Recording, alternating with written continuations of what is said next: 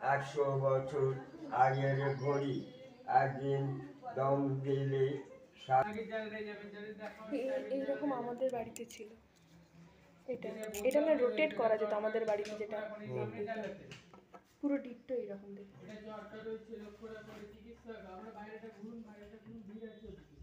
এটা এখানে নাকি নেতাজি এসেছিল, এই রুমে নাকি বসেছিল।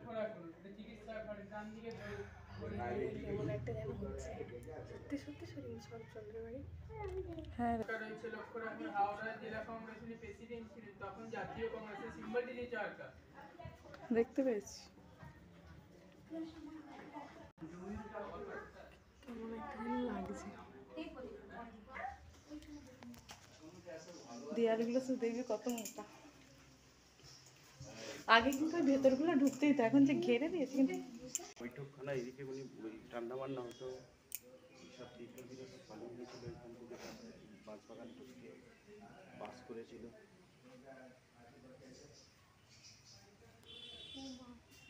ভেতরটাই সুন্দর না, অন্য জগতে চলে গেছিল উল্টো।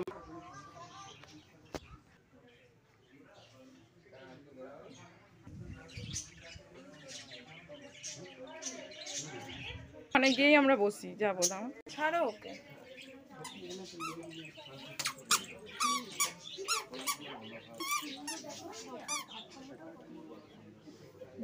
এই দেখো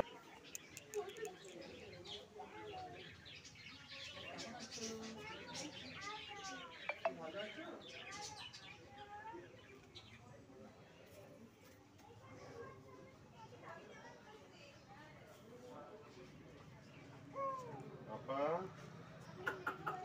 পাপা রে,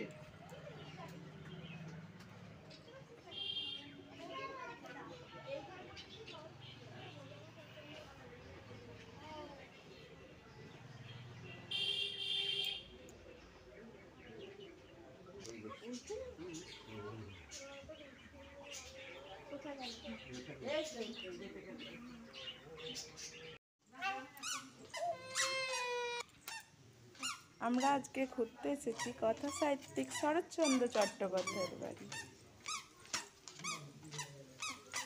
এই ভিডিওতে সম্পূর্ণটাই বর্ণনা করা হবে তার বাড়ির, তার প্রত্যেকটা রুম এবং তার রুমে কী কী জিনিস ছিল। এখন আমি সেই দালানেই হাঁটাচলা করছি, তোমরাও সবাই এসো, খুব ভালো লাগবে। এটা আছে আমাদের হাওড়া ডিস্ট্রিক্টের দেউলটির পানির স্ট্যান্ড। হাওড়াগামী যে কোনো তুমি লোকাল ট্রেনে উঠবে, উঠে দেউলটি নামবে, ওখান থেকে টোটোয় করে 10 মিনিট।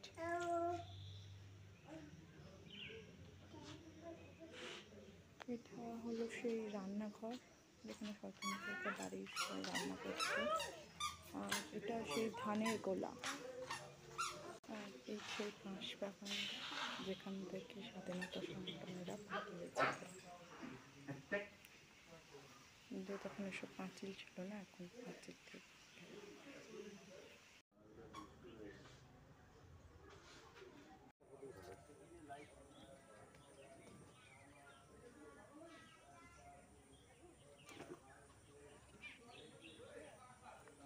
এটা তখন ছিল আসল পেয়ারা গাছ, কিন্তু এখন জল লেগে নষ্ট হয়ে যাওয়ার কারণে এটা সিমেন্টে নকল করা হয়েছে। এখানে আছে স্বামী বেদানন্দ সমাধি, তারপরেই আছে উপন্যাসিক সম্রাট শরৎচন্দ্র চট্টোপাধ্যায়ের সমাধি।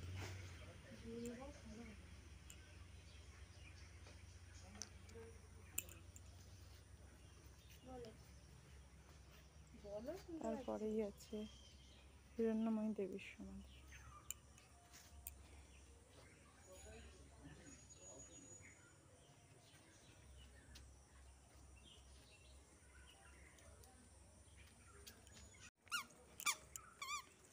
এগুলো গুন্ডা, জামাটা কেমন করে।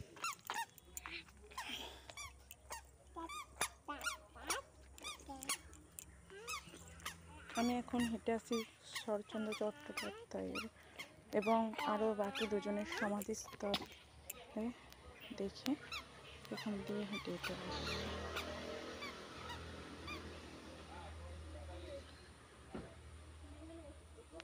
চলে এসো, চলে এসো। আর গোড়াবি না, চলে আয় না, চলে এসো, চলে এসো।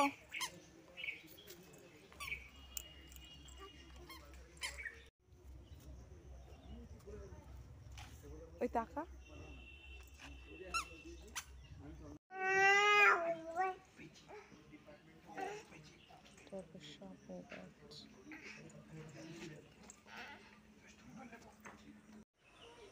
আমি এখন বসেছি যে এখানে বসে কিছু কবিতা লিখতে শরৎচন্দ্র চট্টোপাধ্যায়, আমি সেখানে বসেছি এবার কবিতা লিখতে।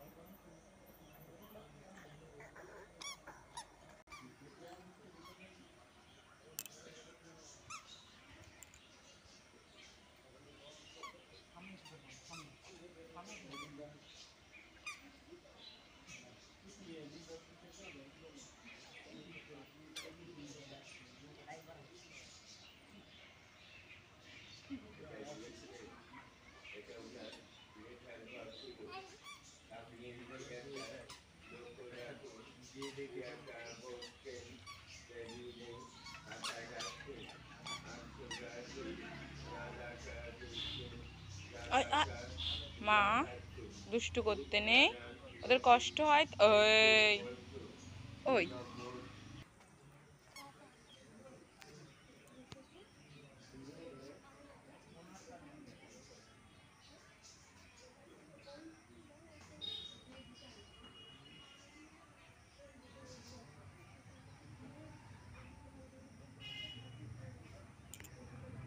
একটা দরজা আছে যেখান থেকে খুব সহজেই মানুষ পালিয়ে যেত তখনকার এখানে নেতাজি এবং আরও অনেক স্বাধীনতা সংগ্রামীরা গোপন বৈঠক, গোপন মিটিং করতে আসতো এবং এই সেই দরজা, যেই দরজাতে তারা বেরিয়ে পালিয়ে গিয়েছিল।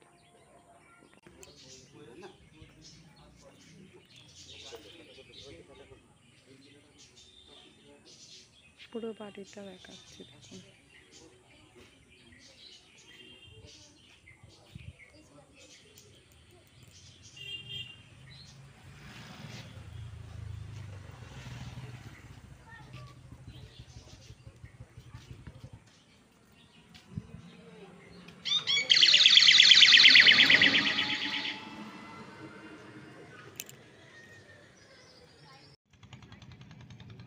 আর এই সেই নদী যেটা এখন অনেক চওড়া পড়ে গেছে, কিন্তু এটা শরৎচন্দ্রের বাড়ি। এটা সেই নদী, যেই নদীটা আগে আরও বাড়ির সামনে ছিল শরৎচন্দ্র চট্টোপাধ্যায়, কিন্তু এখন চড়া পড়ে অনেকটাই দূরে চলে এসেছে। কিন্তু যখন বাড়ির সামনে ছিল তখন শরৎচন্দ্র চট্টোপাধ্যায় এই নদীটার সামনে বসে বসে কবিতা লিখতেন।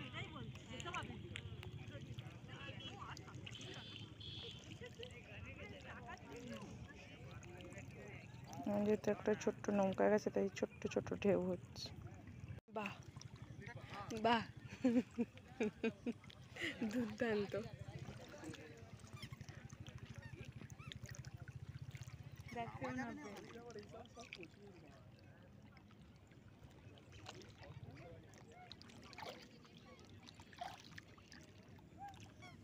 নদীর ধারে বসে বসে ঘাস পরিষ্কার করছে, যদি তোমাদের কারো দরকার লাগে নিয়ে যাও।